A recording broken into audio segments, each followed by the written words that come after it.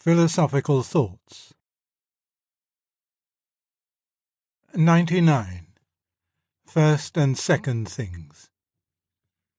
First published as Notes on the Way in Time and Tide, Volume 23, 27th of June 1942, this essay was reproduced in Undeceptions, 1971, and First and Second Things, 1985, and is now in Compelling Reason, 1998. When I read in Time and Tide on the 6th of June, 1942, that the Germans have selected Hagen in preference to Siegfried as their national hero, I could have laughed out loud for pleasure. For I am a romantic person who has frankly revelled in my Nibelungs, and specially in Wagner's version of the story, ever since one golden summer in adolescence when I first heard The Ride of the Valkyries on a gramophone and saw Arthur Rackham's illustrations to The Ring. Even now, the very smell of those volumes can come over me with the poignancy of remembered calf-love. It was, therefore, a bitter moment when the Nazis took over my treasure and made it part of their ideology.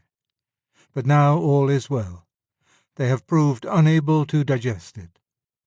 They can retain it only by standing the story on its head and making one of the minor villains the hero. Doubtless the logic of their position will presently drive them further, and Alberich will be announced as the true personification of the Nordic spirit. In the meantime, they have given me back what they stole.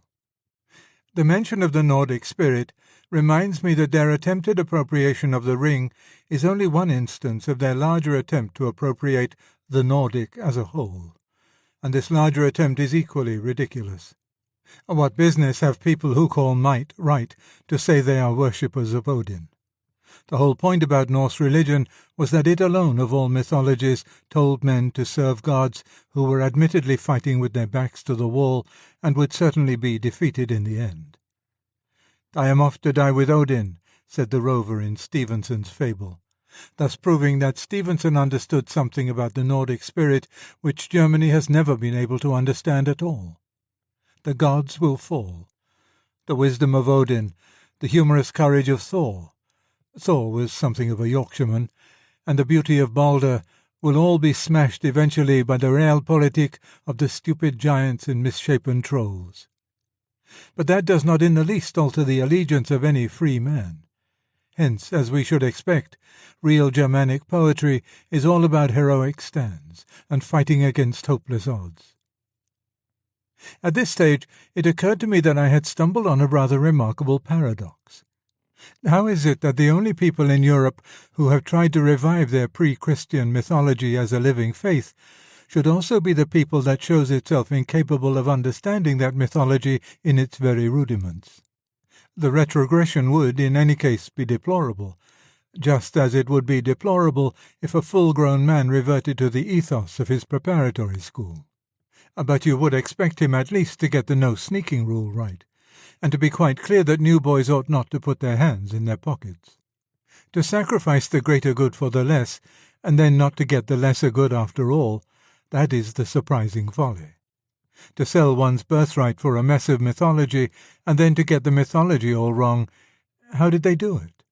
For it is quite clear that I, who would rather paint my face bright blue with woad than suggest that there is a real Odin, am actually getting out of Odin all the good and all the fun that Odin can supply, while the Nazi Odinists are getting none of it. And yet, it seemed to me as I thought about it, this may not be such a paradox as it looks. Or at least, it is a paradox which turns up so often that a man ought by now to be accustomed to it. Other instances began to come to mind. Until quite modern times, I think until the time of the Romantics, nobody ever suggested that literature and the arts were an end in themselves. They belonged to the ornamental part of life.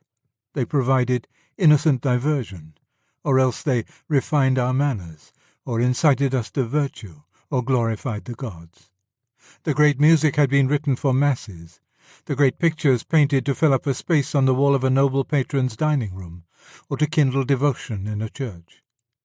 The great tragedies were produced either by religious poets in honor of Dionysus, or by commercial poets to entertain Londoners on half-holidays.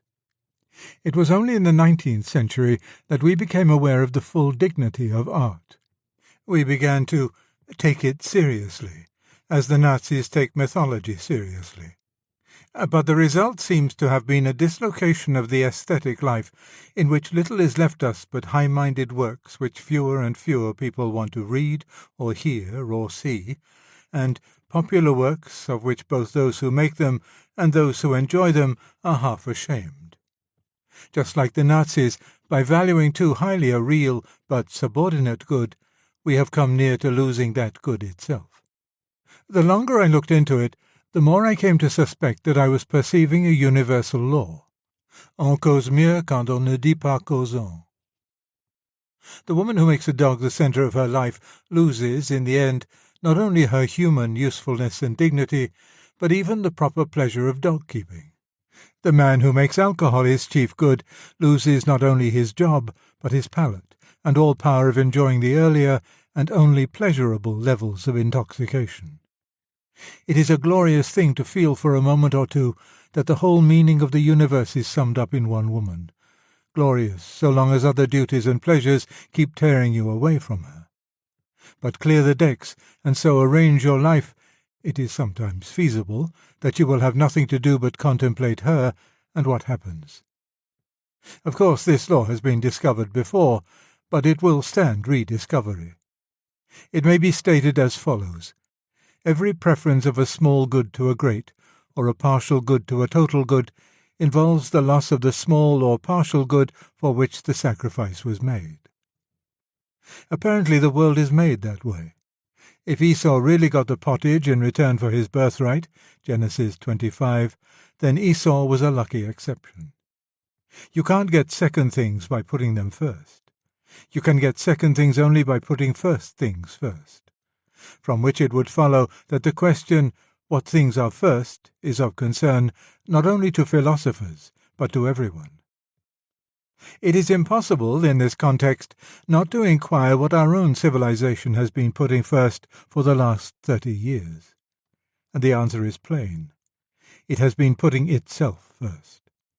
To preserve civilization has been the great aim, the collapse of civilization the great bugbear. A peace, a high standard of life, hygiene, transport, science, and amusement, all these, which are what we usually mean by civilization, have been our ends. It will be replied that our concern for civilization is very natural and very necessary, at a time when civilization is so imperiled. But how if the shoe is on the other foot? How if civilization has been imperiled precisely by the fact that we have all made civilization our summum bonum? Perhaps it can't be preserved in that way. Perhaps civilization will never be safe until we care for something else more than we care for it. The hypothesis has certain facts to support it. As far as peace, which is one ingredient in our idea of civilization, is concerned, I think many would now agree that a foreign policy dominated by a desire for peace is one of the many roads that lead to war. And was civilization ever seriously endangered until civilization became the exclusive aim of human activity? There is much rash idealization of past ages about, and I do not wish to encourage more of it. Our ancestors were cruel, lecherous, greedy, and stupid, like ourselves. But while they cared for other things more than for civilization, and they cared at different times for all sorts of things, for the will of God, for glory, for personal honor, for doctrinal purity, for justice, was civilization often in serious danger of disappearing? At least the suggestion is worth a thought. To be sure, if it were true that civilization will never be safe till it is put second, that immediately raises the question, second to what? What is the first thing? The only reply I can offer here is that if we do not know, then the first and only truly practical thing is to set about finding out.